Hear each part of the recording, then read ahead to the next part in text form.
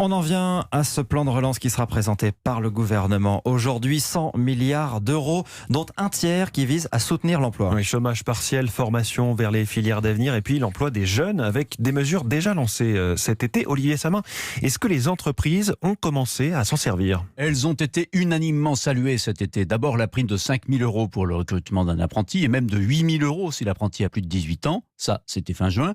Et quelques semaines plus tard, l'aide de 4 000 euros pour l'embauche d'un jeune de moins de 26 ans pour un contrat de travail d'au moins 3 mois. Mais à ce jour, on ne voit pas encore de véritable décollage. L'entrée en vigueur des deux dispositifs est récente, c'est vrai, et les vacances n'ont pas aidé. Les spécialistes que nous avons interrogés le disent, le moment de vérité c'est maintenant. Mais il y a de l'espoir. Le réseau des chambres des métiers, par exemple, a constaté qu'en août, dans les 112 CFA qu'il exploite à travers toute la France, le nombre d'apprentis inscrits était en baisse, certes, par rapport à l'an dernier, mais seulement de 5 à 10%, alors que la crainte, c'était une baisse de 20 à 30%.